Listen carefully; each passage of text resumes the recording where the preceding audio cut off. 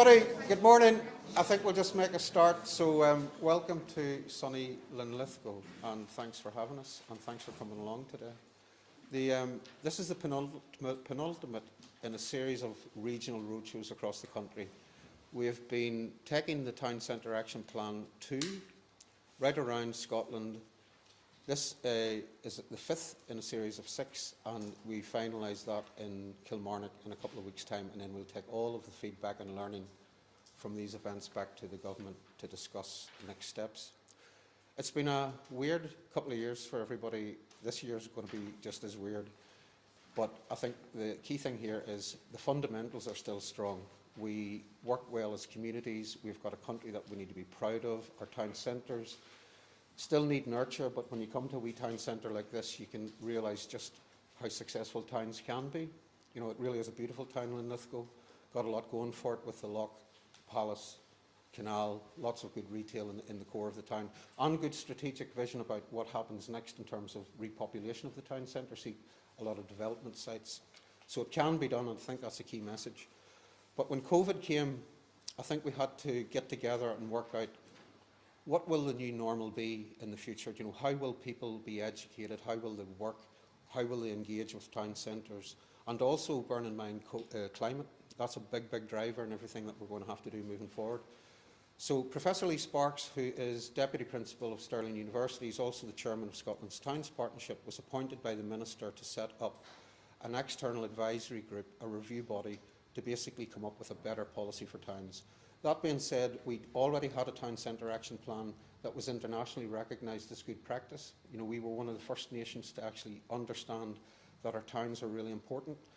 And just to underpin that, we've got a delegation coming from Sweden this weekend who basically want to learn from Scotland, because they're very similar to Scotland. You know, they've got 2 big cities, the rest of its towns. We've got 2 big cities, the rest of its towns. So there's a lot to be learned together. However, things had changed, a paradigm shift created by a combination of COVID and climate. And obviously we've got a temporary blip with the war in Ukraine, which has created inflationary pressures and a crisis around energy. My gut feel is that will be dealt with next week at the UK level, and then there will be consequentials flow north, which will allow the Scottish Government to make interventions. I do think that there will be resolutions to it, so I think we need to be optimistic moving forward.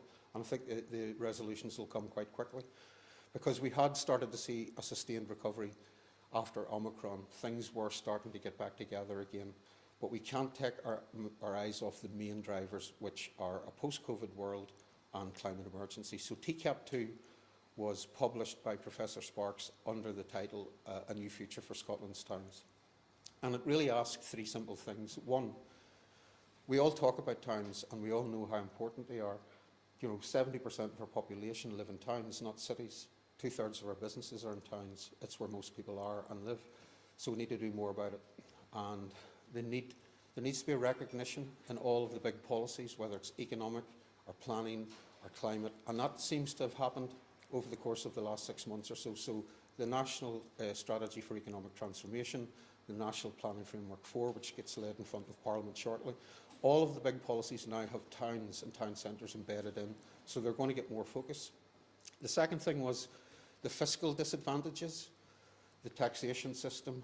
We can't play about and tinker around the edges. The bottom line is 1/3 of our economy is now online. Much of that does not get taxed. So there's a real disadvantage to bricks and mortar businesses in town and city centres, and that needs to be looked at. That could be a combination of digital sales tax. It could be a moratorium on out-of-town development. It has to be a review of the non-domestic rating system. We need to start thinking about levelling up in terms of VAT. At the minute, if you build a house in a field in the middle of nowhere, it's 0 rated for VAT. If you try to fix a building in the town centre, you have to pay 20%. So these things need to be rebalanced, and they're all being looked at. It will take some time, but as STP, we have been in with civil service. We've been working at UK level and Scottish level to look at how these fiscal levers can be addressed moving forward. And the final thing was, we need better data, so we're about to upgrade our data platforms, but we also need to have sustained funding. You can't talk about it without putting money on the table. And thankfully, a combination of Scottish Government's Place-Based Investment Fund, which is 325 million, vacant and derelict land at 50 million, UK levelling up and community ownership, community renewal, there's probably the guts of about £1 billion kicking about for town centres. That money was never there in the past, so there is an opportunity to do bigger things, repurpose the shopping centre, put more houses into the town centre, reimagine these things with confidence. So today we're going to hear from some of the good stories and the learning. We're going to hear from a range of town centres. We're going to hear some strategies about making places better for people, and we're also going to hear from some of our business improvement districts. But we're going to kick off with Stuart from West Lothian, who's going to tell us about better outcomes for people in place as our host today. So thanks for having us, Stuart, and the stage is all yours.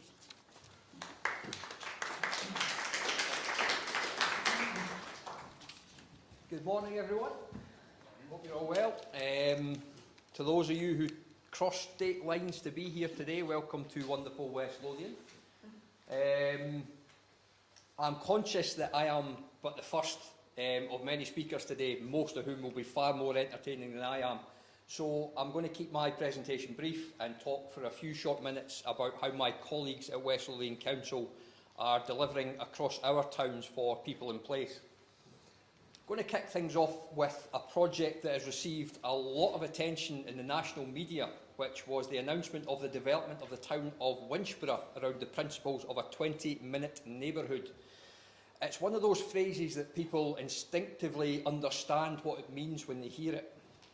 Behind the headlines, I think there's a real opportunity to examine service provision and how communities go about accessing those services. So by utilising mapping exercises and scoring individual houses in a location, my colleagues in planning can determine residence distance from schools, healthcare facilities and such like. This tool can also be used when evaluating the impact of large-scale housing developments on existing settlements. Of course, there are no simple answers to the problems we face. Existing infrastructure can only do so much. It may be difficult to deliver the principles of a 20-minute neighbourhood to rural communities, for example, and it may be the case that rather than new services being built, active travel options are developed to improve access to existing services instead. We are at the very start of this process, with ongoing evidence gathering and changes to planning regulations going through Parliament. It's likely to be a few years before we see what the 20-minute neighbourhood looks like for us, but with case studies from Australia to Paris, this is already something that's being delivered around the world. Moving on to the Scotland Loves Local gift card, this represented a great opportunity to support our small businesses in town centres in West Lothian. The behavioural change of shoppers that occurred because of COVID underlined how important that local element is to people, and the gift card reinforces that. It enables both residents and businesses to support the communities that they value. We're now coming up to the end of year one of this project in West Lothian, and my colleague Nairn and I have been busy planning for year two activity. Currently, there are 110 businesses signed up to participate in the scheme, and with recent onboarding activity going on across locations in West Lothian, we are confident that that number will continue to rise. We worked in partnership with Visit West Lothian, the destination marketing organisation for the area, in the creation of a new social media channel to give the West Lothian gift card scheme a bespoke voice. The campaign included producing short videos of business owners who had signed up to the scheme, as well as images and blog content. This was promoted using paid adverts on Facebook, which resulted in high engagement with local residents, and businesses who participated were pleased with the exposure that they got.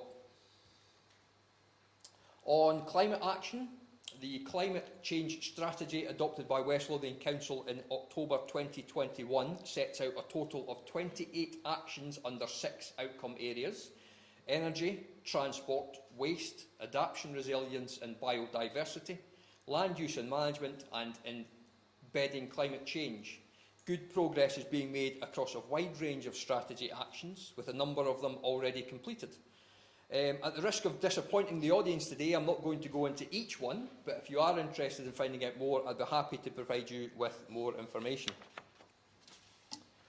To assist West Lothian businesses with barriers unique to their own net zero journey, West Lothian Council offers a low carbon energy efficiency grant of up to £10,000. This funding can be used to help businesses implement new business processes that evidence a clear link to emissions reduction. implement strategic changes identified from consultancy support, or facilitate businesses pivoting into a new market within the net zero landscape. On the theme of Town Centre First, the Town Centre First principle is inherently embedded into the local development plan and as a basis for policy and investment direction. For example, West Lothian Council's model of developing partnership centres reflects this and creates a local accessible service hub at the heart of our communities. We are very lucky in West Lothian to have engaged active groups who are passionate about their towns and want to see them thrive. We have 2 business improvement districts, Wundle Lithgow and Enterprise in Bathgate. Mark is presenting on behalf of Wundle Lithgow today, so I won't steal any of his thunder, but supporting the work that the bids do is so valuable to our towns. Our town management groups operate within multiple towns in West Lothian and bring together elected members with representatives of community groups to develop initiatives that improve the quality of life of residents and enhance the experience of visitors. We have a number of community development trusts in West Lothian who are working very hard for their communities, delivering projects such as this very hub we are in today, operating thanks to the efforts of the Linlithgow Community Development Trust. Projects such as this and the Town Centre Partnership Centres mentioned earlier bring opportunities for repurposing of former council properties within our town centres, such as standalone libraries and community hubs. Bathgate, Armadale and Lithgow are good examples of this, with former properties being reused for a range of uses from commercial to residential. These have been significant financial and non-financial investments by the local authority and other partners. We also operate a shopfront improvement scheme across our town centres, supporting businesses with grant funding to upgrade their frontages and really make a positive impact on the public realm. With regards to digital, West Lothian Council has been investing in digital transformation around improving access and delivery of services. We offer support to local businesses to help them develop their digital presence and more efficient digital business strategy to enhance their productivity and performance. My colleagues in Economic Development are currently promoting a digital development fund, offering grants of up to £2,500 for non-VAT registered businesses and up to £10,000 for VAT registered businesses. Digital advice surgeries, which consist of a 1-hour session with an advisor to discuss a specific topic the business requires support with, or to gain a better understanding of digital marketing. In general, the sessions are open to start-up and existing businesses, and of course the national programme of Digital Boost, where businesses can gain access to 21 hours of consultancy support on a range of digital topics, including website audits, CEO and analytics. There is a full range of webinars available and digital health check of the businesses as well. West Lothian Council supports enterprise within our communities through town centre and village improvement funds, securing external funding sources and targeted funding at improving town centre, village centres and communities. We have also allocated £1.3 million in own funding across the council area via the COVID-19 Local Recovery and Renewal Fund to help renew the physical appearance of our communities. My colleagues in Economic Development oversee the Intro to Business Fund, which is a grant of £500 that businesses can access in the first 12 months of trading. A High Value Startup Fund, which is a grant of up to £4,000 that businesses can access in the first 18 months of trading and can be used for product development, attending trade shows and building capacity within the business. In terms of supporting communities, there are some great examples of asset transfers in Linlithgow, such as the outdoor activity hub at the Lowport Centre, which is in the process of being taken over by St John's Church, and the West Lothian Cycle Circuit, just outside of town, again developed and delivered by the Linlithgow Community Development Trust. Told you to keep it short.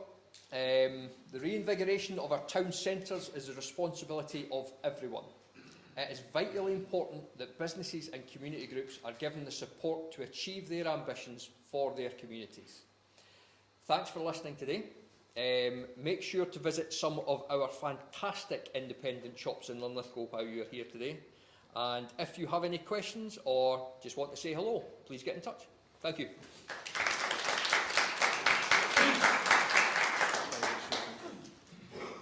Thanks, Stuart. And it's really encouraging to hear a local authority who value their town centres and do an awful lot of work.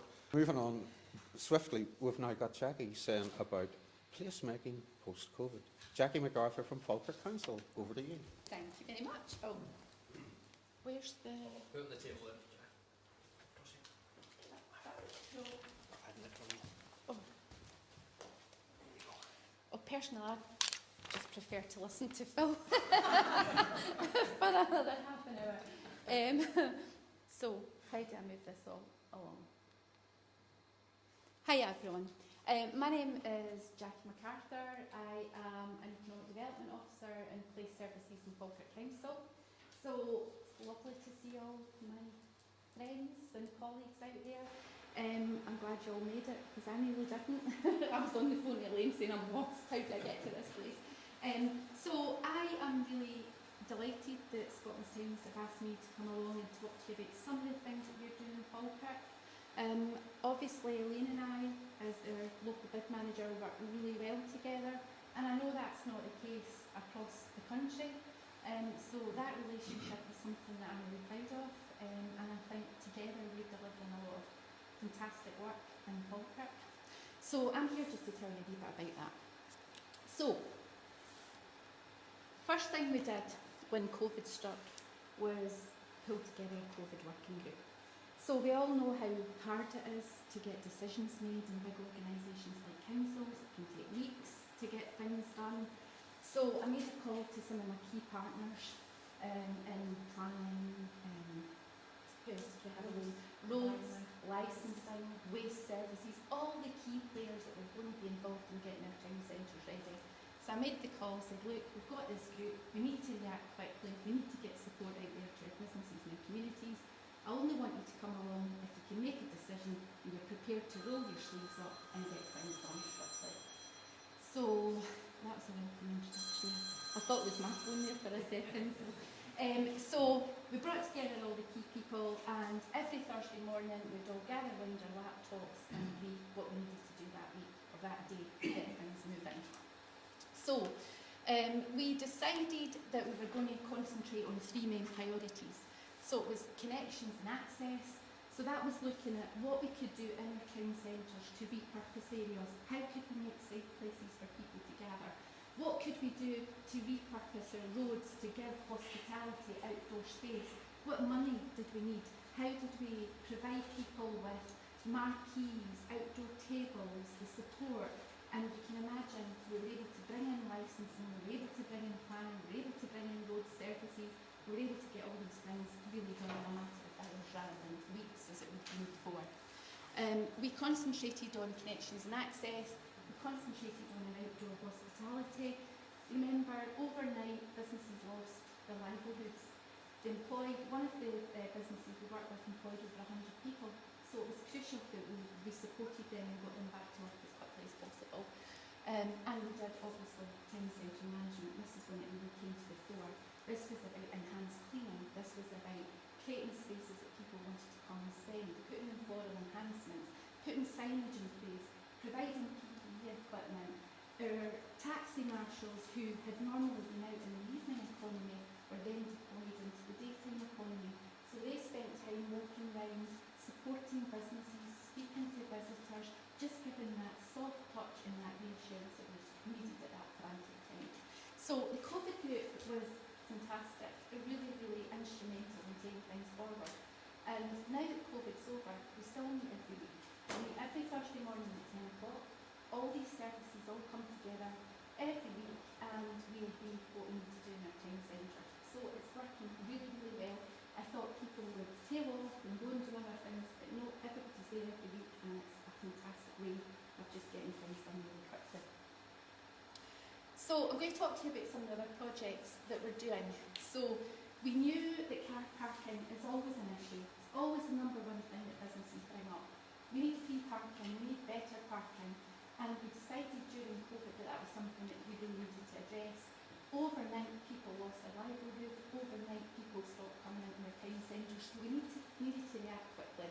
So we did a full audit of our parking regime and costs, what we were bringing in, what we were charging, and we decided that we would introduce 50p car parking, which has been instrumental for businesses and getting people back into the town centre. And we upgraded our 40-year-old car parking machines. So now we can use Ringo, we can use cards, and that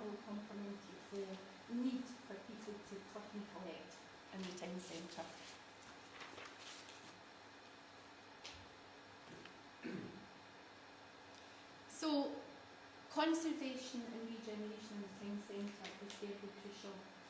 The town is not just about the people that live there, it's also about buildings in the town centre. We know that we've got a surplus of underused retail properties, and what do we need to do to improve that? So we've introduced a grant, we've employed ZM Architecture, who are conservation architects, and they're working with us and property owners in Falkirk to repurpose that underused and vacant retail space. Many of these property owners have inherited property, they don't have the money to actually take it forward, and they actually don't have any aspirations for their property, it's just sitting there. So we're doing that vital work, working with them, working on designs, letting them see what their property could become and helping them through that kind of early stage to get a planning application. It's working really, really well in Falkirk, and we've now got, I think we're up to 70 new houses in the town centre, which is remarkable. And not only that, it creates this, it creates a start for other developers to start to invest in the town centre. This is an artistic impression of our public realm project that we're doing at the moment in Winbricks in Newmarket Street. So this is one of our busiest hubs in the town centre. We no longer have a bus station in Falkirk, so this is where all the buses come and go, and it's a horrible place. It's really unsightly. It's never had any work done in it for decades. It's a hub for transport, but it's also a hub for antisocial behaviour, because everybody hangs around the Asda, that's where the bus stops are, that's where everybody comes and goes. It's not a really nice place. So what we're trying to do is just do something with that to reduce the antisocial behaviour and to just improve how it looks. So this is an artist's impression of how it's going to look in a couple of months.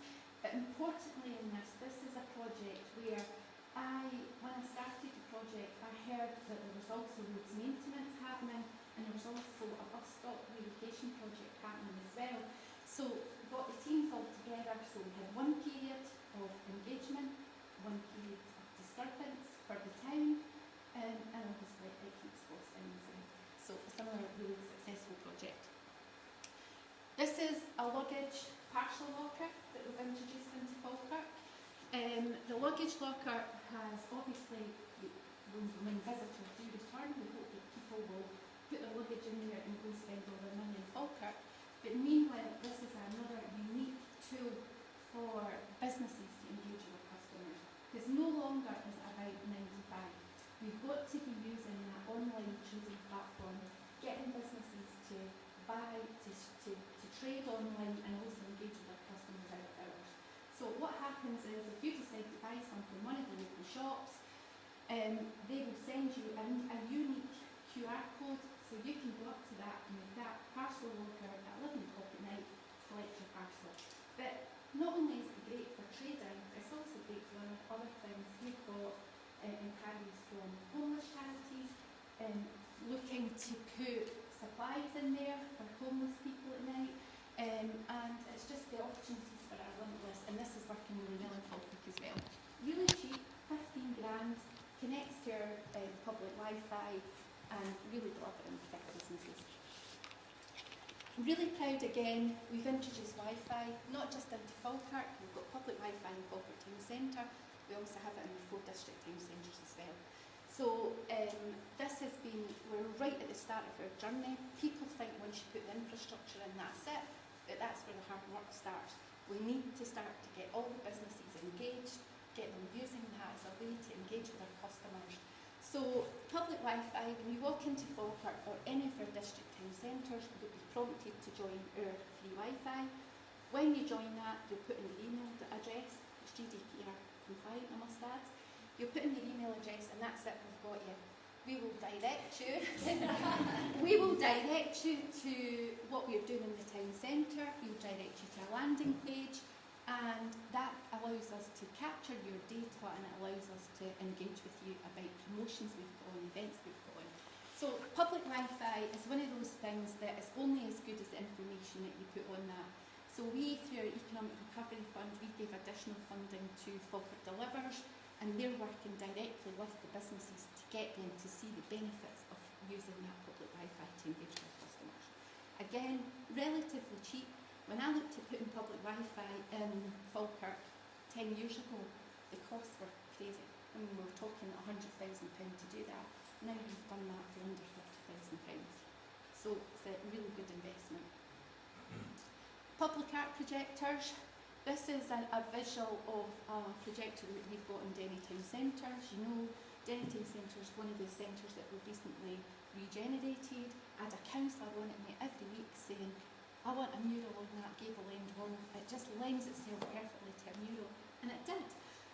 As you all know, once these things go up, they very quickly date, they cost a fortune to maintain, and within a few months they just look unsightly. So these public art projectors are a great way to update the look. We can get local artists to promote what they're doing, we can promote events. You can see we're promoting the Shop Local message here, and it's very dynamic. We can change it all from our laptop and keep it fresh. So we've got one in Falkirk, we've got one in Derry, and it's just a super way to engage with the community. I'll not be long, I promise you. You know, I was saying that to Elaine, you'll never have a problem with us trying to fill the time. Between Elaine and I, you just can't shut us up, so I'm really sorry. I'll try and wind up as quickly as possible. So there's just so much going on. So in Grangemouth, we had really, really high vacancy rates. We had around 30% vacancy rate. So if anyone knew Grangemouth Town Centre, it used to be this really vibrant shopping hub, and people still reminisce about how great it was. So the community were always on us. You go down the town and it's nothing but vacant properties. It's an absolute eyesore. It's a disgrace. What are the council doing about it? So when we got our Town Centre Capital Fund money, we wanted to do something that was going to be fairly transformational. So we have a building in Grangemouth that I can show you just now. I don't know if I put the picture of it in. Yeah, I think I did. We've got this Kershaw building, which is largely vacant. It sits right in our town centre. And adjacent to that, there was about 15 properties. So we took the chance. I met with them all in the town hall. I said, look, we've got this money. We've got the chance to move you into the hub of the town centre. We want to clear that whole site, demolish it, and have a site that you can hopefully attract some housing development or another supermarket into the town centre. Can't do it unless all of you are on board. So you can imagine 15 businesses, they're all up in arms, usual council, don't trust you, what are you up to, you're trying to put us out of business. It's okay if you don't want to do it, there's no pressure. You can't do the project unless everybody's on board. So they all left. My two colleagues that were with me that night said, that's it, project's dead in the water. But by the next day, 4 o'clock in the afternoon, every single one of those businesses had come back and said, you're right, we need to do this for Grangemouth. So it's been challenging to say, I was only 21 when I started the project. It's been very challenging, but we've managed to relocate all of the tenants, bar one, into the hub, the town centre. We've got one very complicated, but hopefully we'll get that resolved in the next couple of weeks. And we'll be clearing that whole site for development. So shrinking the retail footprint in Grangemouth Town Centre, creating much more of a vibrant town centre, and then we've got a lovely big development site. I'm speaking to social housing operators, so hopefully we'll get some news. Grangemouth's complicated, we're in the blast zone, you know, it's a complex situation, but hopefully we'll have some good news. And lastly, we all started using our bikes during COVID, didn't we? Everybody looked for a way to get out and get fit when the gyms were closed. What was it to say? You became either a chunk, a hunk or a junk during the pandemic. I was two of them. So the e-bike expansion is something that we've done across the area. We've now got 190 e-bike stations in Falkirk, and very, very well used. So that's me. Elaine will talk about all the softer stuff that we're doing around COVID recovery, but that's just some of the key projects that I'm involved in. So thank you for listening.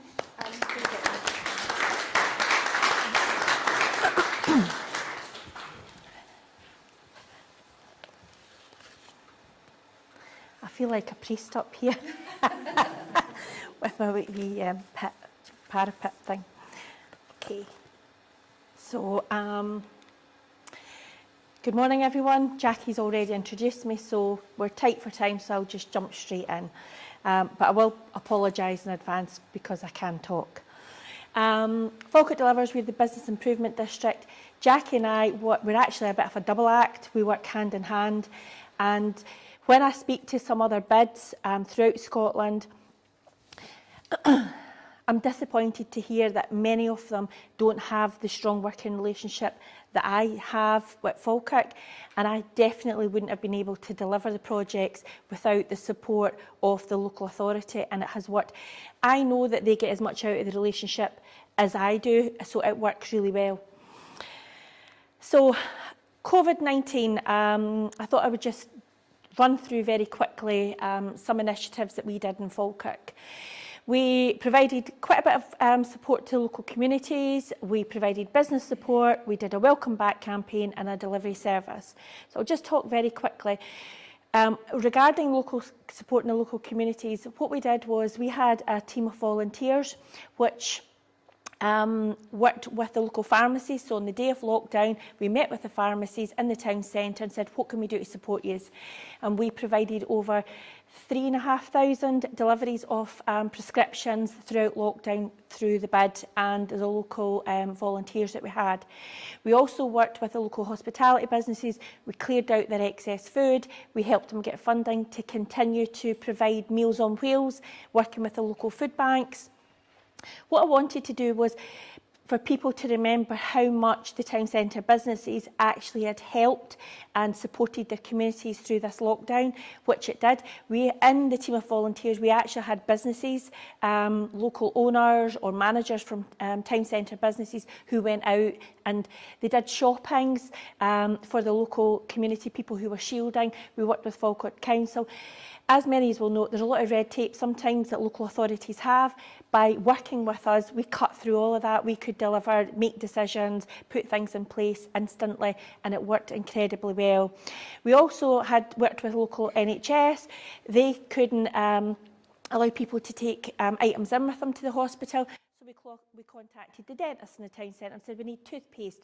We put a call to action out in the Facebook group, said we need toiletries, we need all these things to take into the hospital, nightwear. All of that, we used our volunteers, they went out, collected it, and we took them to the local hospitals, which worked really, really well.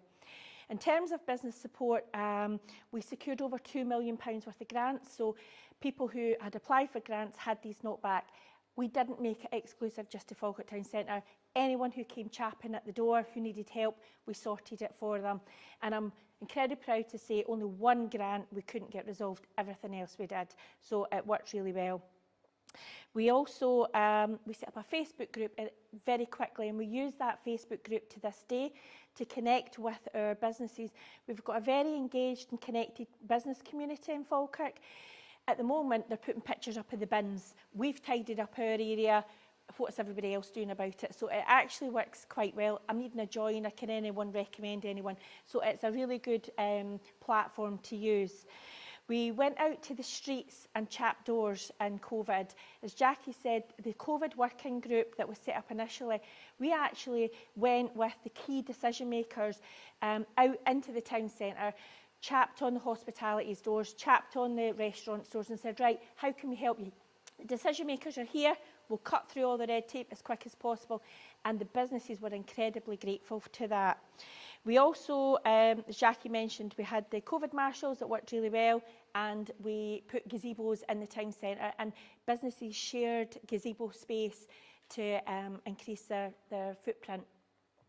Our welcome back, many of you guys would have done that as well. Our delivery service is probably one of my proudest achievements in Falkirk Town Centre. I know Kimberly, you used the service. What happened was First Minister announced we're going into lockdown. My background is a retailer in Falkirk Town Centre, so it allows me to think as a business as well. I knew that a lot of the businesses would struggle with cash flow, so I knew they had to get rid of their winter stock to pay for their new summer stock. So I thought, how are we going to help them? Within 24 hours, myself and my team, we pulled together a delivery service. So we used our van, contacted Jackie at the council. She got me electric vehicles as well. The local Traffic wardens, they even contacted me and said, Elaine, we're furloughed, what can we do to help you? Who would have thought the traffic wardens would have helped? That's a real sense of community that we've got. So we went out, we said to the businesses, keep trading, keep going. We'll deliver your parcels. You just worry about selling, trading online. We'll help you to do online videos, help you with your website, do different things to keep you going. They did that. We went to their front doors. They came to the front doors, gave us the parcels, and we went out and delivered them. We delivered over 4,000 parcels in lockdown, and we generated over £100,000 of sales for the town centre businesses. And many of them now have changed the way they engage with their businesses. So we've got one, for example, who was a ladies' wedding shop, and what she did was she changed a lot of the products to more casual wear, and she's now got different clientele as well. She managed to sell 80% of her order. The day it delivered, she said, she did a live video, showed her customers the stock and sold 80% of it on the same day. We went out and delivered the parcels. So it was something that made a big difference and helped the businesses with their cash flow and allowed them to trade online. So I think, yep, that was about all with the local delivery service. Now, Clean and Green, this is a 30-second video. It just tells you about an initiative that we did. Whoops. I don't know if that...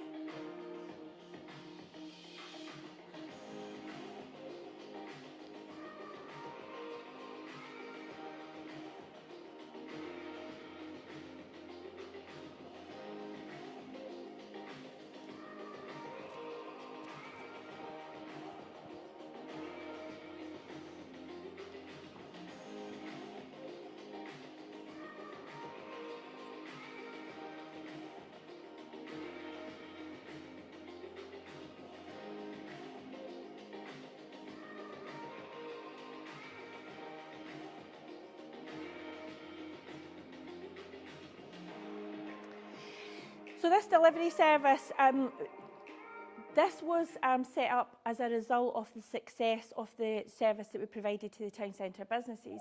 So I went to Pass for All. It was a fully funded project, and we delivered this e-cargo delivery bike service. Now, it's not one of our greatest successes, but I still thought I would share it with you because I think it is a potential opportunity. It just didn't work for us. So what happened with this was we did the exact same principle. You get the orders, we'll deliver it, but we were out of lockdown. What we didn't anticipate was the lack of support from the town centre businesses. They didn't want us to deliver. They wanted their customers on the high street in their shops spending more money.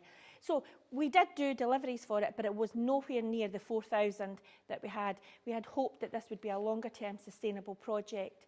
What we also didn't consider was the weather, the wind, the local village streets, you know, going into the country roads. We've got, how many outlying villages? 60? 63 outlying villages, and a lot of these roads was not the best for the bike to go out on. So it was, I'd be more than happy, if anyone's interested in it, be more than happy to share the positives on it, but for us, we weren't a flat enough town, so somewhere like Linlithgow would probably work much better. What we did do though was, as you may all remember, lateral flow tests were scarce, no one could get hold of them. We used it, we delivered them to the hospitality businesses, they were like gold dust, and we kept everybody going with PPE and sanitisers and stuff. So we still continued to do it, but it didn't work for us in Falkirk. So we've done town centre events that's launched the Green Recovery.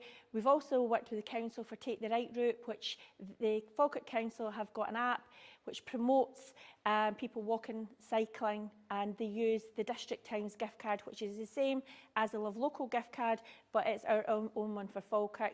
We've worked with the Active Travel team. They're providing free bus transport. So on our producers market on the first Saturday of the month, people can come at the town centre for free, and also for our events. So it's very much about collaboration. Because I've got such a great relationship through Jackie initially, I've built all these networking opportunities with the local authority, and we're ticking boxes for our side and for these guys as well. We're obviously, like everyone else, doing the grants and support, but I'll not go into any more detail with that. But partnership working is the key thing. Now, this is my last slide now, and it's only a 30-second slide.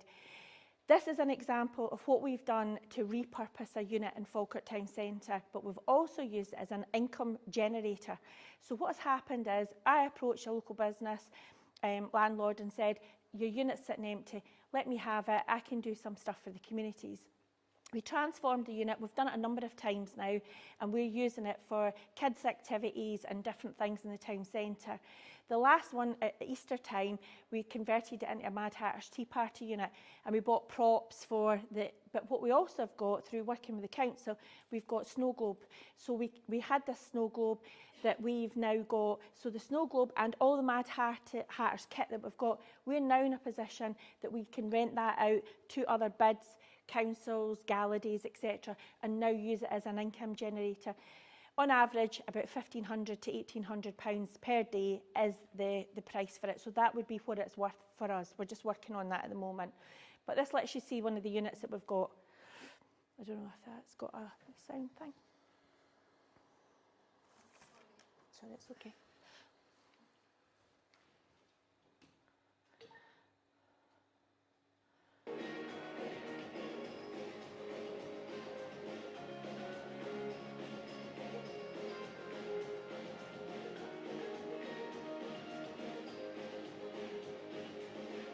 We went to our local charity shops and they gave us props and different things to put in it.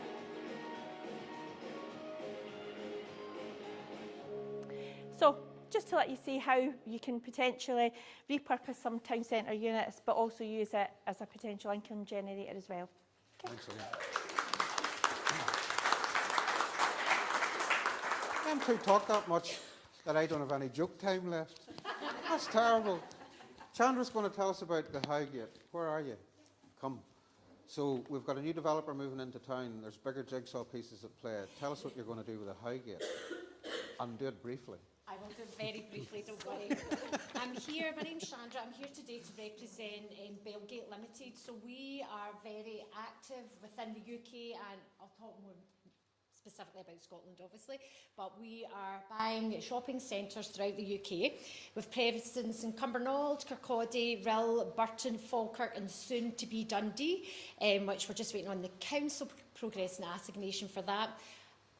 My new role will be in Falkirk, but I don't need to go into much detail. Falkirk, the ladies before me done amazing. So, but I just want to talk to you about Belgate and what we are doing in terms of buying shopping centres and generally in Scottish towns.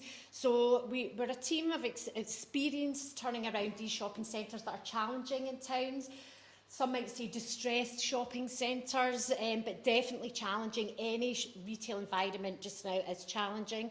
So we're buying these assets, we're taking on the sites that have possibly been mismanaged in the past by failing to adapt to the change in the retail environment and customer shopping habits. Even pre-COVID, there was issues. COVID have accelerated things. So we are investing in the shopping centres. We want to retain them in the towns. We want to work very closely with the partners and other stakeholders in the towns to make it a success. So, as I said, it's the Howgate that we've most recently purchased, and that's where I'll be responsible at the end of September. So we're moving fast in the Howgate, we're actively filling void space and we're hoping to have some new big names to announce in the future very, very soon, so that is exciting. We're looking after a lot of space, a lot of Cumbernauld I can use as an example, which I've been looking after most recently as well. So we're looking at different things to do within this retail space. So is it services, is it leisure, is it bringing some of the high street areas into the centres, and how can we regenerate the space that we've got? So we are investing, we're not buying shopping centres to knock them down and build houses or anything else. We're buying the shopping centres to build them as shopping centres, invest in them and have it as a real purpose for the town moving forward. So What we've done in Howgate as well is to actively renew current tenant leases, and we're having success with that. So that means the big names that are in the centre want to stay with us, they want to be part of the shopping experience in Falkirk, and they're happy to stay with us as new landlords. So that's great, and we want to keep all these guys trading into the future, but we can't do it alone. We can't work as a separate entity, as maybe we have done in the past, as a landlord, shopping centre. Everybody comes in to us, we're the hub, we're not any longer. We need to work with the council, we need to work with the bid. Now, we don't have much experience working with bid, so I'm really excited to have that support with us, and it needs to be joined up. These town centre initiatives need to include the shopping centres in the towns that we're in, and I think it's really, really important for Falkirk especially as our new asset to move forward. So that's really happy to have that collaboration with these guys and to move the centre forward. So I personally have a vast retail experience and a couple of friendly faces from Debenhams in the past in the room. So that's my background is retail and hospitality, and I understand the industry from both a tenant and a property management perspective, so that helps me supporting tenants and encouraging people into the properties we have. I've spoken a bit about Cumbernauld, huge regeneration going on in Cumbernauld just now. I mean, it's the carbuncle and all the rest of it, but there's loads of regeneration happening, and it's how can we keep that trading, because that's not going to happen next week or next month or next year. So how can we keep these tenants engaged, keep the town centre running, and that's what we've been trying to do. So I work closely with the wider Belgate team. So we are a small team, and you'll see us popping up in a lot of town centres, I'm sure, over coming months and years. But we have a vast experience in the industry, both from a retail, property management and a senior level, which we're going to make our mark in the Howgate and Falkirk and keep that going. So just happy to have some time to speak to you guys, and hopefully you'll see us in some other towns soon. Thank you very much. Sandra, thank you for that. Sometimes it's easy to forget just the sheer progress that Falkirk has made, because about 10 years ago it was the sort of, I don't know, it had sort of lost its way a wee bit. And then when you think of Helix and the Kelpies and the Wheel and the Canal, the Townscape Heritage Initiative, Antonine Wall, Calendar House, Town Centre stuff, it's cracking. And I also really like Belgate's approach, because no matter what we keep saying about the decline in retail, retail will always be a fundamental part of our town centres, but it's just going to have to change. It's going to have to be a bit quirkier, it's going to have to be a wee bit more boutique, better provenance. But I think having a developer like Belgate, we have been meeting at Scottish Government level with Belgate to look at how we repurpose together. Key learning from all of the COVID stuff is that no one sector will stand on its own. We need the social sector, public sector and private sector to actually work collaboratively together. So the conditions are there. But honestly, Falkirk's a great story, which takes us on to another fantastic town in Scotland, which is Alloa, the capital of the little county of Clackmannanshire. So Grant, over to you. Tell us about Alloa.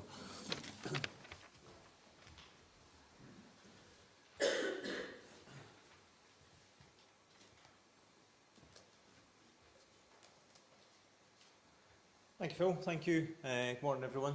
That's me, Principal Placemaking Officer in Clackmannanshire Council for the moment, for the next year at least. A grand title, something hopefully that will keep going. I'm a planner to trade, but more recently sort of involved in projects, and in particular Alloa Town Centre is one that's featured quite strongly. For those of you who don't know where Alloa is, I'm sure you all do, just on the north side of the Forth there, about 8 miles east of Stirling.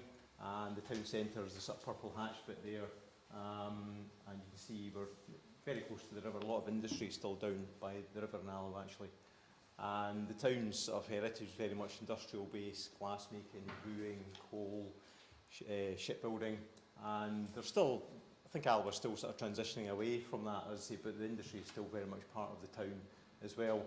The bottom right picture there is one we always remind ourselves of, maybe a bit too much sometimes in Clackmannanshire, that from the Scottish Index of Multiple Deprivation, Alloa has areas in the sort of highest or lowest 10%, depending on who you're looking at it, but most deprived areas in Scotland, and part of that is actually within the town centre as well.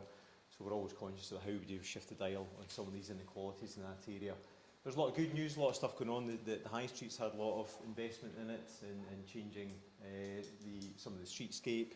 There's not a lot of vacant premises in Alloa, and top right is the Spear Centre, which was a former swimming pool, which is now the library, CAP, registry office. That's an A-listed building right in the heart of the town centre that's got redeveloped about 10 years ago. I learned to swim there actually. We got about £1 million of Scottish Government money in 2018 through the Town Centre Grant and Regeneration Funds, and we knew how the Scottish Government wanted to spend it. We felt we had opportunities in Alloa, but we also had a big hole in the middle of the town centre, former co-op department store site, which was sort of focusing our minds. So we thought, well, how do we bring these things together? And the first thing we sort of turned to was our partners, the work in the town centre, Alloa First, the local bid, and CTSI, our umbrella third sector organisation, who are based in the town centre as well. We used the place standards survey. We went out to people. We were in pubs and shops and community centres with a town centre shop drop-in session. We got about 300 responses, and we got a good feel for the kind of things that people wanted to see in the town, making it safer, more attractive. They wanted to see sort of less cars dominating the town centre. There was a big dual carriageway which kind of dominated the north side, and they were really sort of up for the kind of things that we thought the town needed as well. So that was reassuring to get that kind of endorsement. What we did really, two things. The former co-op site had a planning permission for what I would say was a fairly ordinary looking development, residential development. The council acquired that site and decided that it wanted to do something a bit different. There was a lot of older people who were under-occupying quite large local authority houses. They were struggling to heat those houses even back then, let alone now. And we had people who were families looking for those units who were on the waiting list. So there was an opportunity to build 60 intergenerational flats that were there, catering for people with illnesses, disabilities and dementia friendly, in the town centre, where they could access a lot of the amenities and services they needed day to day. But we had to make it right for those people. So we engaged with Architecture and Design Scotland, with Kingdom Housing Association, who are an RSL partner, and a whole load of other partners as well, including health and social care professionals, dementia professionals, and through a design workshop process, which for the architect and housing association was a little bit painful at times.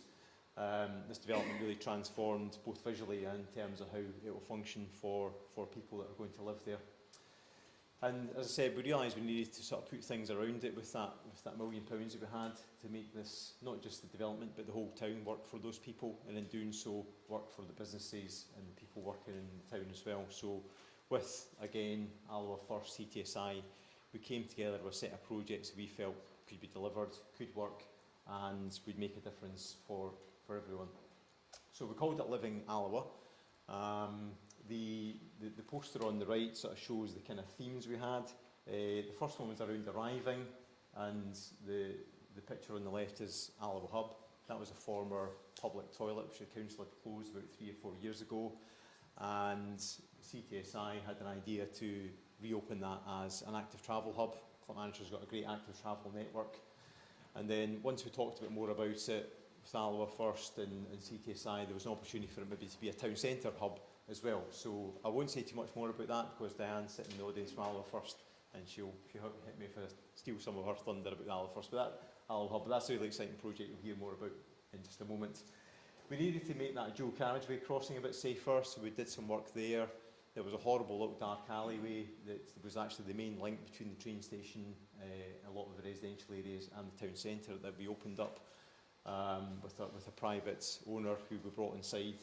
And the other things we did with learning was connect the Forth Valley College, which had moved into the town centre, better into the main shopping area because it was still slightly disconnected. We repurposed a town square that had really lost its purpose. It had been overgrown, it was a kind of dysfunctional space. And we also sort of did a bit of work around making sure that there was sort of social space in the town centre as well. And meanwhile, while we were doing that, the town centre bid were doing other things like sort of Alloa and Bloom, which were just making the place look brighter while these projects were sort of still waiting to be delivered. We've brought some art into the town as well. On the left is a little extract of the Manager tapestry, which is part of the Great Tapestry of Scotland. Again, Dan, I think, will say a bit more about that in a moment. that little alleyway we'd opened up, we got rid of a whole load of horrible brick walls, but what we did in the process was expose this long blank wall, and we thought, well, there's an opportunity for public art there. So again, with our partners, we ran a competition. We got 2 local artists who came together with a fairly eye-catching design, and that's about to sort of go on site next week. I think that's about to start. We're hoping, Jackie, that will be maintained. It's in a good space where it's overlooked. It's quite, it's not sort of, hidden away. Well, I've got some money to help maintain it, but it's a good point to think about, the impact that art can make, which is quite cost effective, but you've got to keep it, keep it fresh. So that's something I think we'll keep in mind. The sort of key messages really that sort of I've learned over the last few months is you can't do it on your own. The council can't do it on its own, the bid can't do it on its own, the third sector can't do it. So we've got to work together, bring our elected members, politicians and the community with us as well. Don't assume you know all the issues, no matter how long you've worked or lived in a place. There's always something else you'll find by speaking to somebody else who's got a different perspective. So make sure you're sort of covering the bases and as full a picture as you can. And if there's somebody you think you need to speak to, then speak to them. Don't expect everyone to agree. I don't think we've sat down on all the projects and just sort of thought it was all wonderful and everyone's going to sort of embrace it. There are bumps on the road. You've got to find ways to be flexible and compromise. And as I say, that probably goes back to listening to other people and bringing in their ideas as well. The best way to do that is just keep talking amongst the parties that are delivering the projects. And if something's really important, sort of fight for it. Keep it in mind, push for it if that's part of your vision. If it's really sort of critical to the whole thing, don't let it go. If it's not, find another way, put something aside. If it's not really sort of absolutely critical to the bigger picture, might be there's something that only you notice is or isn't there. And use each other's influence. There's always barriers, or issues to get round, and I think we've all got different roles, and we've all got sort of more or less freedom in terms of how we sort of communicate or sort of how we can work. So I think use each other's strengths to sort of find ways over sort of hurdles that present themselves, and be patient. I think over the last few years that's probably something I've sort of had to learn myself, is that just sort of want to click your fingers and see this sort of transformation happening in the town overnight, but it's taken a long time, and maybe that brings me on to the last one about sort of looking back as well, because actually when you do sort of stop and look back as well as forward, you realise there's a lot that's happened, you have achieved a lot, but it kind of makes you hungry for the next stage as well. So I think look back and forward, see where you've been and see where you're going. And things are happening now. The hub's just about to open, the flats are just about to be finished, the rest of the streetscape works are just coming together the next few months. So we're just thinking about what we do next, really. So thanks for your time. Thanks, Dan. Thank you. Always one of those wee towns that sometimes you sort of forget about. But does anybody know Mrs. Brown's Boys? Do you know that thing in the telly? My ma, ask my ma. Right, so when she comes over to Scotland, she wants to go to Alloa. It's random, but she loves the town. She genuinely loves the town. What she likes about it is everything's compact and it's easy to get to. I like what the council have been doing over a number of years, probably even predating the Town Centre Action Plan, which was having the college at the heart of the town, or very close proximity to the town. All the big assets are really in and about, and it is a town that's easy to navigate. A town with a lot of potential. And again, it's all about collaboration, it's all about working together. Now, our bids. We've got a wee portfolio of bids today. So, starting off with our hosts. Mark, you're going to tell us about One Linlithgow. Over to you. Thank you. Thank you.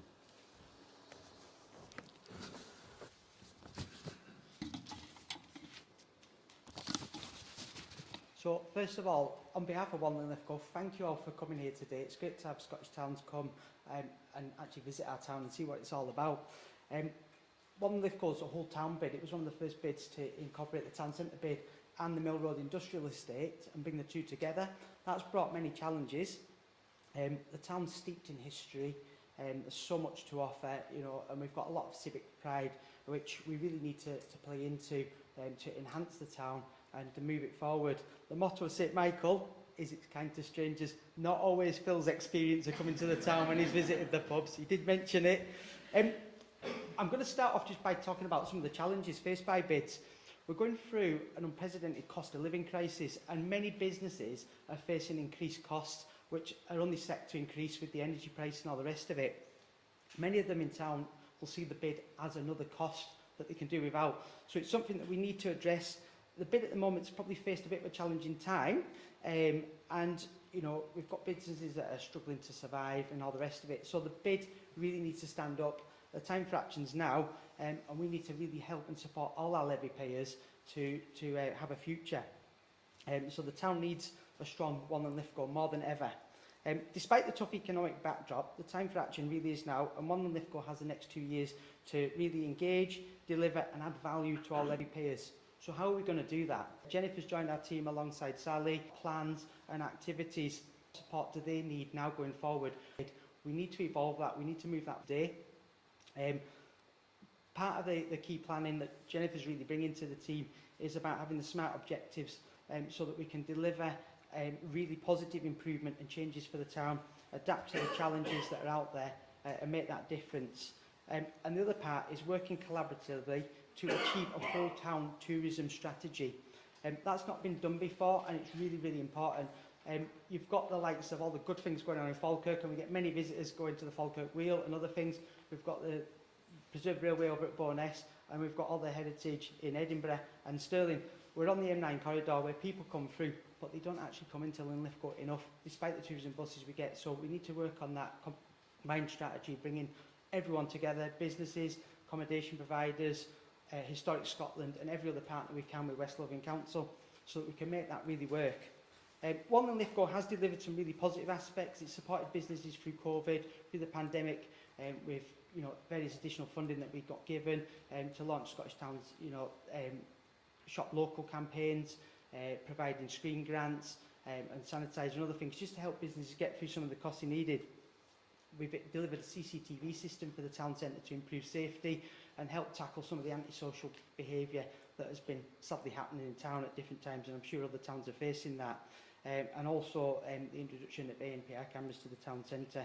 We already had CCTV in the industrial estate, which has really helped in tackling some of the crime there and bringing some people to justice when they've targeted businesses. Previous additional funding that we gained jointly between us and the Development Trust has helped to not only launch the Mile and Lithgow website with the digital market aspects to get people shopping online locally, but also it's been great to see the artisan markets introduced into town, using local suppliers as much as possible, and also creating business opportunities for those in town to come and take a stall and sell different products to a different audience. The ironic thing with that, we did have 1 or 2 negative complaints from 1 or 2 businesses, but one of them really contradicted itself because they complained that there was no car parking for shoppers to their thing, and there was hordes of people coming along the high street. So it proved that markets had been a great success. So I took the positives out of that complaint when we saw it. But it's great to see, and that's only going to grow for us. The really good thing about that is, as a bid, you talk about with the business what we can do for them. But engagement with the community, getting the community interested in what you've got on your doorstep is really, really important. It fits with the whole town centre action plan strategy to improve your town centres and create those local neighbourhoods. And what we found with that is the feedback from within the community has been absolutely fantastic. People have been able to buy products easily, come into town. It gives them a purpose to come out and meet people as well, which is really important. So it's great to see that being developed. A big plan that we're working on, it really is a big strategy. It's going to take the next few months to get everyone together, start working on it, is to create a destination marketing plan for the town. As a business owner, I actually see people coming to the town. Last week I had people from Windsor, had an American couple passing through. They're all visiting other locations and coming in. We need to find a real purpose to get people into town, keep them in town so they're spending our local businesses.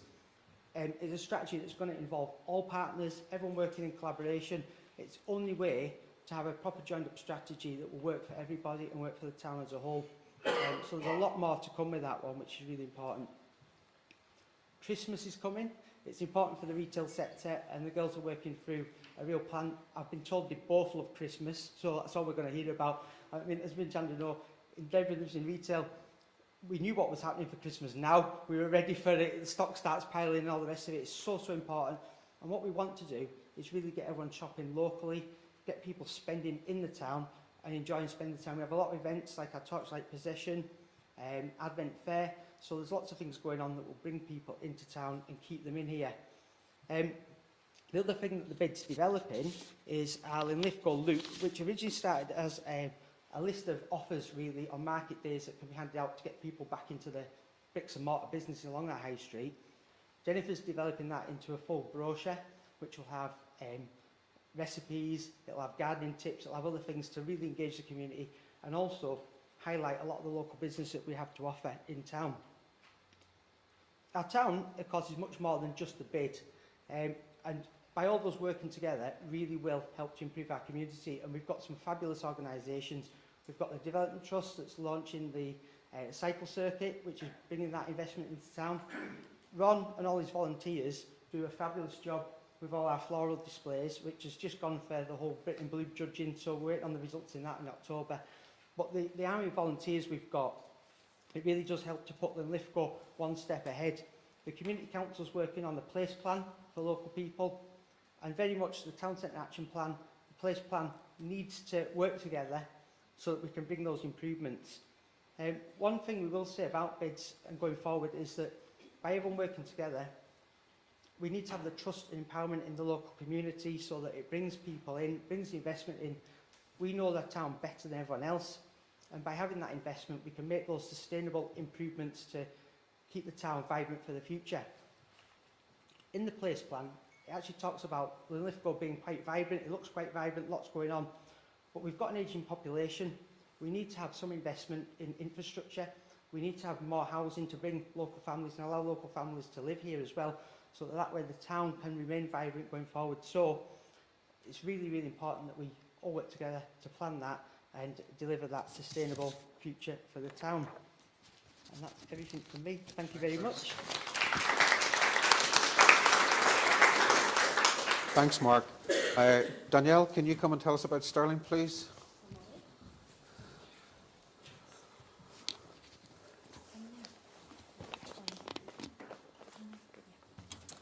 Okay, everyone. Thank you for having me. One of the last ones, so please stay awake. I'll not keep you too long. So my name's Danielle. I lead Stirling's Business Improvement District Go Forth. Tomorrow we embark on our second 5-year term, and we're more focused than ever on rejuvenating the city centre and encouraging a sense of pride in all that we have to offer. The Go Forth bid zone is the heart of Stirling, offering social, economic, cultural, creative, entrepreneurial and local opportunities. And Stirling, the heart of Scotland. So while the impact of the pandemic was traumatic and took a number of businesses from our high street, the most notable of these for Stirling were the national businesses, Debenhams, the Arcadia Group, H&M, Zara, amongst many others. Hundreds of thousands of square footage of retail space was lost. So we're not unlike any other town or city in that experience. However, there have been a lot of positives. So we have been so encouraged and inspired by the news of businesses and individuals willing to take a leap during this incredibly disconcerting time. We're now at over 60 new businesses that have opened in Stirling since the pandemic, and many more are still opening their doors. And we take great comfort in the fact that their ambition and aspirations lead them to confidence in Stirling. And it's our job to support them as a bid. In 2020, Independent Stirling was born, and it was launched officially in 2021. Independent Stirling is a project that celebrates and promotes Stirling's diverse scene of independent businesses. And we believe that it is the individuality and innovative spirit of local entrepreneurs that sets Stirling apart. And we aim to help everybody, visitors, locals, anyone in Stirling, discover the best of Stirling's independent culture. A reason to keep coming back and a reason to have pride in our wee city. More than a brand, Independent Stirling's a community, hoping to inspire you to discover, shop local and love local. We do that by highlighting independent businesses and the stories and personalities behind them. So of the over 600 businesses in Stirling city centre, more than half of them are independent traders. So while the national brands that were the casualties of the pandemic are a great loss, We truly believe that the success and future of our city is in the hands of local. So I've got a short video, find the right. So this video just captures how proud we are of all that Stirling has to offer.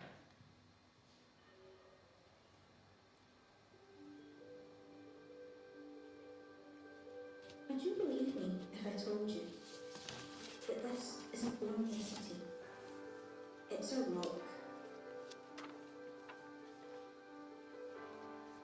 where dreams unfurl their leaves to the sun and sink their roots deep, entwine and grow together. This isn't just a high street, these are windows into dreams. Dreams of building homes and feathering nests, helping you take your first steps over new thresholds. Dreams of supporting all you see ahead and spinning you forward on your path. Dreams of stitching warmth and comfort, of breathing life into communities, of wild adventures and exciting new chapters. These are dreams of bringing all the richness of the world here to nourish you, body and soul.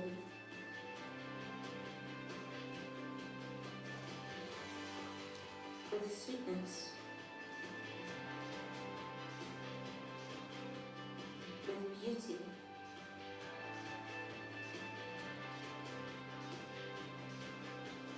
a little magic in the everyday, and memories that will last forever. Dream with us.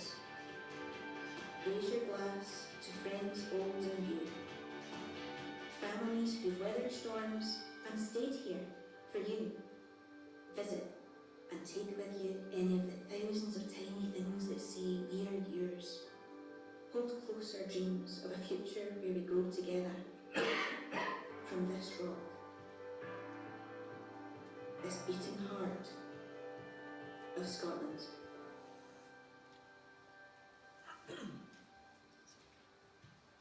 So, our project came about, I was in a city down south, and just right on the back of the pandemic, and thought, you know, right, I've got a wee bit of time before a meeting, I need a coffee, you know, where's there a Nero, where's there a Starbucks, something like that. And came across a little independent coffee shop that had a sign in the window that said, we're independent, support us, we need you, or we're not going to be here, something along those lines. And that's where this was born. So as you walk about Stirling's High Street, you'll see these great big mint green signs saying I'm in, and by following those stickers, you'll know that you are supporting an independent business, because we truly believe that for us to survive, you know, we've got a number of nationals that we're looking after them too. However, those nationals aren't going to have a place in any town or city that hasn't got locals and independents. So, to wrap it up, how else has Goforth decided to support those businesses? So, we've delivered over 130 grand of grants to local businesses. This is since the pandemic began. We've introduced free Wi-Fi, we've introduced footfall counting, new winter lighting, a digital network of radios for the nighttime economy. We brought 250,000 pieces of Lego, but that boosted footfall by 8,000. We turned our vacant units into points of interest with artwork and augmented reality, something to spark imagination of someone that wants something different. And we've been doing what we can to oppose new applications for unnecessary out-of-town retail. That's a contentious thing, we'll skirt over that right now. So through collaboration and partnerships, we are aligning our 5-year objectives with the local authority economic strategy. And what holds all of that together is our street ambassadors. They are on the streets of Stirling every single day, helping a hand wherever they can. Signposting, being that extra conversation that someone needs, or highlighting key issues that we can actually take forward. And businesses are, as you all know, everyone knows right now, facing another traumatic time ahead of them. The rise in utility costs mean that we are faced with another problem, and in panic stations are saying, how can we help them? So we're doing all we can to review pricing. That's not easy right now, I'm sure you all know. But that every little help approach makes a difference. And if we can continue to build that sense of pride in Stirling and keep welcoming new businesses, we think that we will survive, and all our businesses will as well.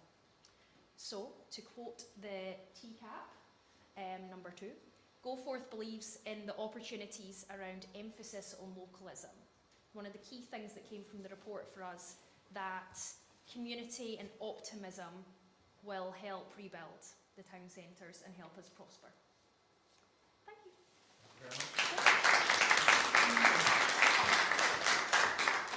It's a really good point Danielle makes, and I have to commend Danielle's work in Stirling. Driven that bid forward strategically and with passion is localism. COVID climate, we will be living more localised lives. Why would we give that to the extractive economy? Why can't we encourage more independence in locals? And that's why the likes of Belgate, as a Scottish company, even the shopping centre should be owned by Scottish businesses. More of, because that money goes back and there's a bigger flip around the economy. So I love the work. And there's a link here between Stirling and Alloa. Last but not least, we've got Diane from Alloa Bid. Grant mentioned in his presentation that whilst Alloa is a lovely bustling town, it does have pockets of deprivation. And I don't know if you can remember the Haney clan from Stirling and the Rock Block used to be on the television every night, the settees out in the front gardens and all the heroin in the town. So they got Mags and put her in jail. And then they were left with the boys. What do you do with them? And they were causing all this antisocial behaviour, so the police sent them to Alloa. And that was the end of them. It must have been to that 5% SAMD area, but whatever you do, don't mess with the boys from Alloa, or the girls, Diane.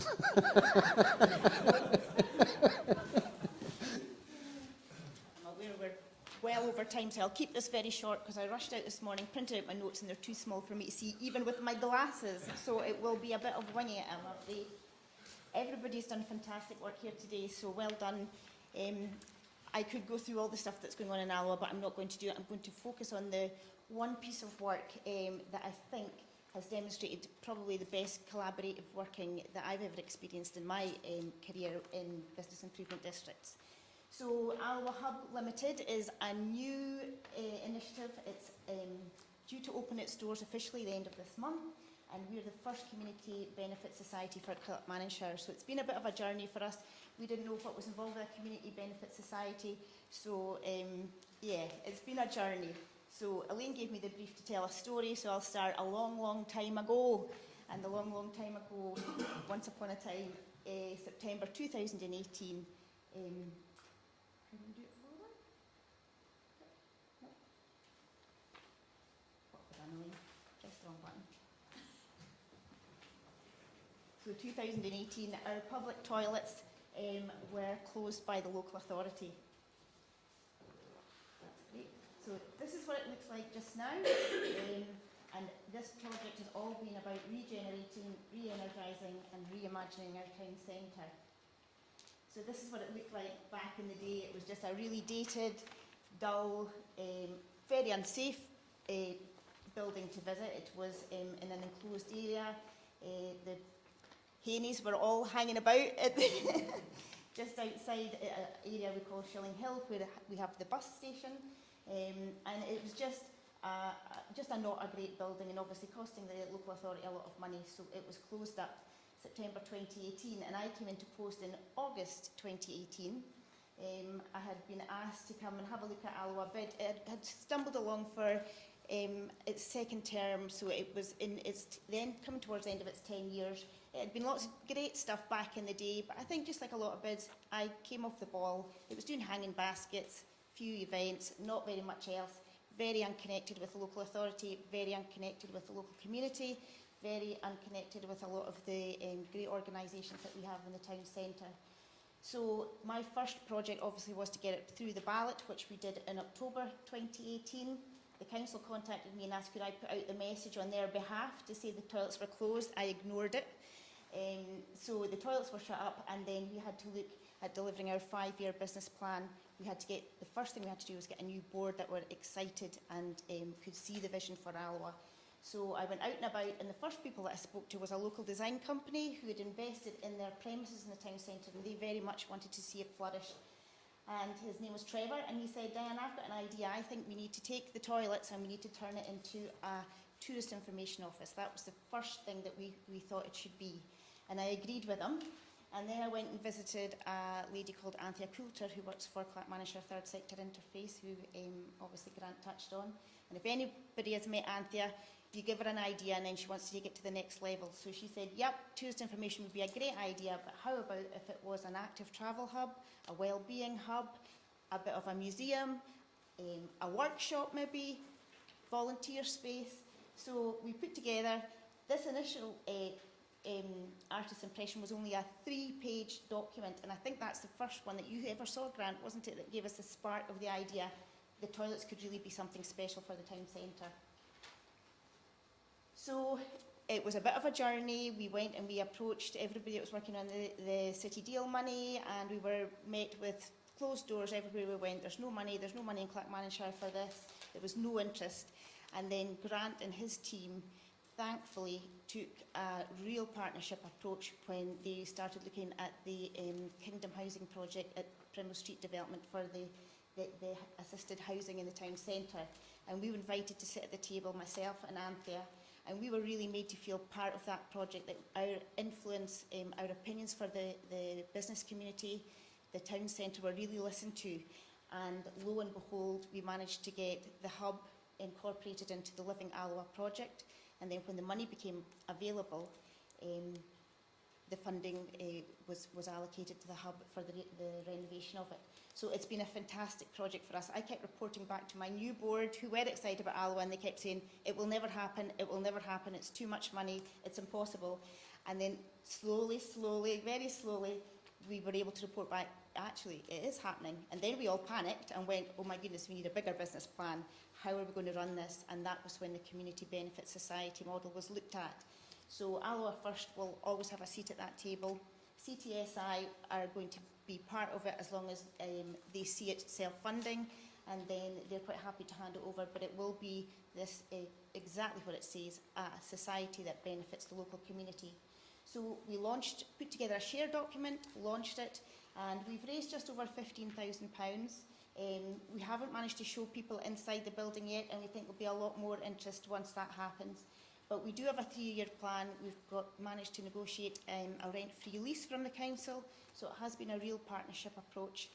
They involved us every step of the way. We have chosen the paint colour, we chose the flooring surface, we had an input in all the design on the sketching of the window. So it's been a great project that they've really listened to the local community, the business needs, and this is exactly what we're going to have in this great building, which ties in with, if anybody knows the Spear Centre in Alloa and the new building as well, it's all very tastefully got design elements that all link in, so it's a lovely building.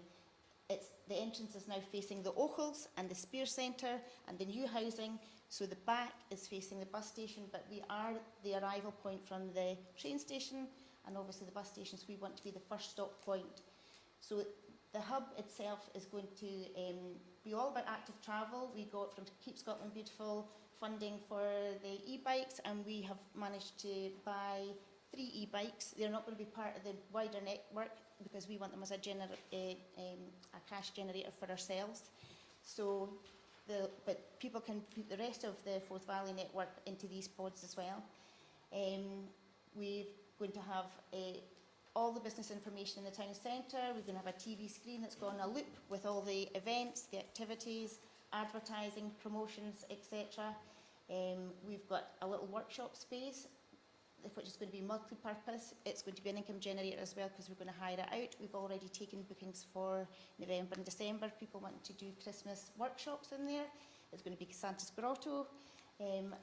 So lots of opportunities for hiring the space to the local community.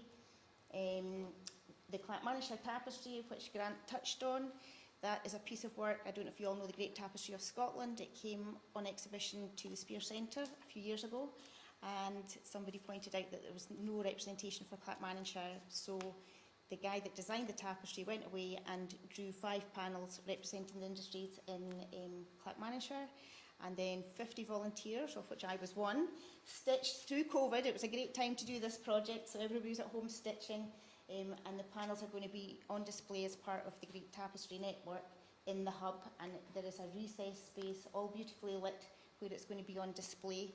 And of those 50 stitchers, we've already had a number come forward and say that they want to be involved in running the hub as volunteers, so that they can show their friends and family and visitors and explain exactly about the tapestry.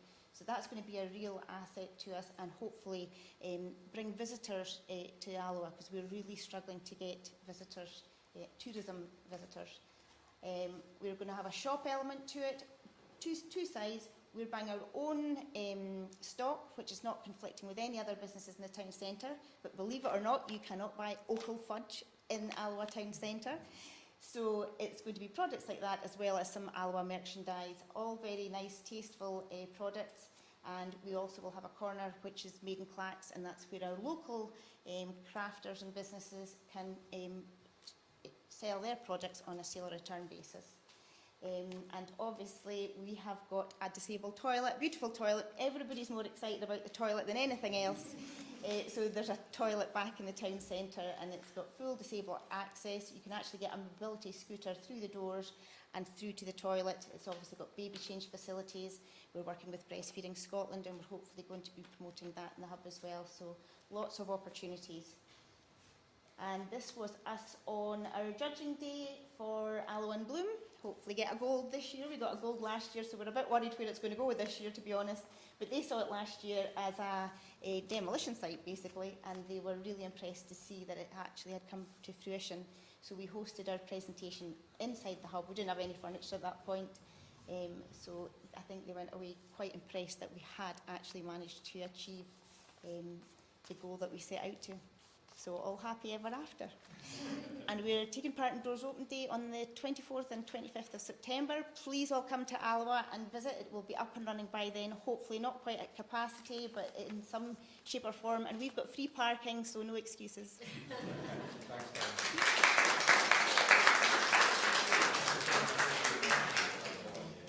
Conscious, we've sort of run over a wee tiny bit, but I don't want to deny anybody the chance. We kicked off today with a sort of intro into what Town Centre Action Plan Mark 2, a new future for Scotland towns, is all about. And I think the fundamental thing that we've learned from today is we've got a lot of positive people that are doing a lot of good things, and if we all work together, it will actually get better. You know, the simplicity of this agenda, I think, is we sort of took our eye off our town centres and almost sort of sleptwalked into giving control and ownership to people who didn't live in the town, you know, nationals who maybe weren't well motivated. So the idea of Sterling independence, the idea of shopping centres being owned by Scottish people, the idea of Scotland loves local, the idea of hubs, bringing people back in, gives people a sense of control and ownership. And that is a big part of TCAP2. After Stuart, we heard from Falkirk, and Falkirk's got a brilliant story to tell. I think folk in Falkirk don't shout loud enough about what they've achieved over the last decade or so, and moving forward with good plans. Grant has told us what Alloa and the wee county have done, but there's also good work happening in the Ochil Hills towns like Tillycutry, Alva, Menstrie. I was round those towns recently and I've seen the hub, and there really is a bustle and a vibe about the place. The improvement districts, nationally, internationally, Scotland has probably got the most expansive improvement district programme. Even though we're a small country, we have tourism improvement districts, we have digital, we've got community improvement districts, we've got city improvement districts, town improvement districts, food and drink. We've also got the first net zero, low carbon bid in the country. So there's a lot of things that can be done with the bid. And I think importantly, and what we're seeing in places like Linlithgow, is where the bid, the local authority, the business owners and key stakeholders and community groups, development trust, everybody just seems to work together, because Scotland has got small towns and you end up with too many big fish in a small pond and everybody's fighting and stuff. So it's really trying to navigate through those people relationships, and that's where I think bid managers have stepped up to the plate and showed that leadership. So, has anybody got any questions or any burning issues they would like to ask? Can I just ask Yes, Lisa, you can. It's more, everybody did great today, so it's really inspiring to hear all the things that are happening everywhere. But we all know that there's this massive issue happening around the extensive costs, the cost of living crisis and the energy issues, and they're going to just increase and increase towards the end of the year. Is Scottish Towns Partnership working with everybody within the remit to see if a letter can be put towards Scottish Government that then be forwarded to the UK Government to try to see what can be done to support the businesses? Because we're seeing businesses close every week. Yeah. I mean, it's an existential threat. The Prime Minister comes in next week, and the first thing will be dealt with is energy. And energy has knock-on effect with all the inflationary pressures that businesses are finding. At the end of the day, we'll find a way through it. I mean, I'm quite confident. I'm not as nervous as a lot of people are. We will find a way through it. There will be financial mechanisms put in place which will benefit businesses and citizens, and we will get through the winter. And I think more importantly, we have to understand that we were seeing a positive trajectory. We now know the right things to do, and that was a key message in A New Future for Scotland's Towns, and a point that Grant made. It's taken us 60 years to wreck our town centres and to cede control to other people. We're now taking that back. It'll take a good 20 years to fix them, but some of the ideas and the things like hubs and independence, these are all brilliant. You know, that might take another 10 or 15 years to repopulate our town centres. Once they're repopulated and they're dynamic and vibrant again, it's done. It's not like the NHS, which spirals out of control every year. It's a one-off fix. So just think it is people working tactically, strategically, being patient, having the right visions, understanding that we need to sort of drive towards net zero, so active travel and these types of things will become the norm. Working from home or agile or flexible work patterns are going to become the norm. Commercial space that's no longer needed can be rationalised and houses can be created. The right type of housing needs to be created, and all of these policies have been lined up to actually implement. I think we have an existential threat around energy which has all of the other inflationary elements to it. But the other thing is we've got a war. You know, that has come from the war with Ukraine, and we've got a crazy guy over in Russia who's trying to take over Europe, and you have to stop him. So we have to have a bit of pain to actually stop the guy, otherwise we'll be invaded. So there you go. That's all you're getting, Lisa, no more. You can pay if you want any extra. Any other questions? Elaine? It's a really interesting point. Scotland Love Local came out of STP, so we were sitting down listening to everybody really panicking when COVID landed, and we thought we need to come up with something really positive to give people a wee bit of hope, but we also need to be doing this long term. So what are we trying to achieve? We're trying to achieve localism, independence. We also want to try and achieve behaviour shift, so actually people recognising what they're doing is the right thing. So Love Local came out, and halfway through that process there was an election, and the First Minister said, by the way, Phil, see that Love Local thing? That's mine now. And here's a £10 million programme for government commitment, so 2 million, 2 million, 2 million, 2 million. We got a really good start. So Kimberly and the team at STP have taken forward Scotland Loves Local to a different level. We had national television campaigns telling people it's safe to get back in, navigating through the pandemic, and then coming out of the pandemic saying, keep this good behaviour. You know, it's reduced carbon footprint, it's sustainability, it's keeping Scottish jobs, it's actually helping Scottish suppliers. The whole thing's actually a really good idea. And look at Glasgow, 10 million quid they've put into their Scotland Loves Local gift card. What they're doing is saying, poor people, we will help you because you need the help most. Businesses, we will help you because all of that money goes to you. None of it goes to Boohoo, ASOS, Amazon. All of the online extraction's been cut off, as is gambling. So it's only businesses that have a footprint in Scotland can actually benefit from the Love Local gift card. It's forcing people out to their local businesses to spend their money in the local economy, but it's also helping the poor people. So unfortunately, because of all the political paralysis, which is your point as well, we've basically got two guys having a beauty parade, and until that's over, no, one guy and one girl having a beauty parade, until that's over, there's not a lot that we can do because we are sort of at the beck and call of UK government with all of this.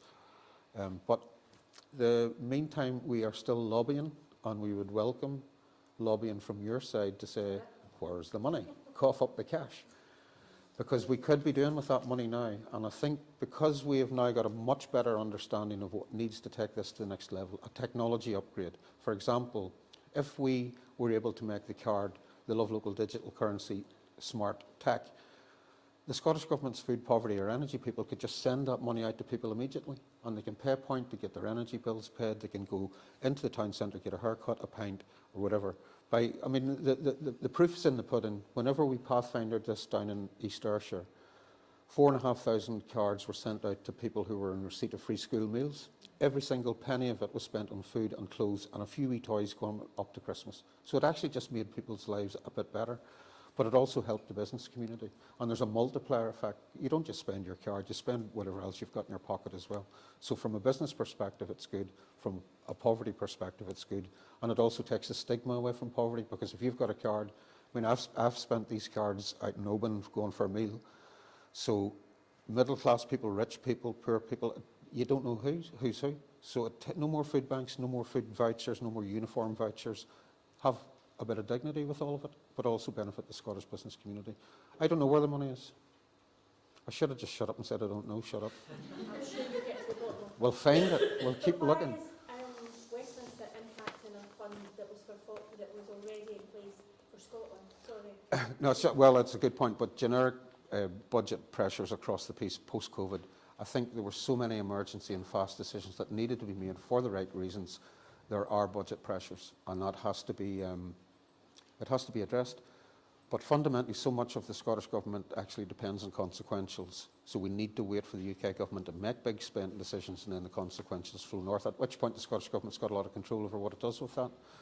I think we're a month away from the answers, and we'll keep asking about Scotland Loves Local, because if we could do another campaign leading up to Christmas. Who was talking about Christmas?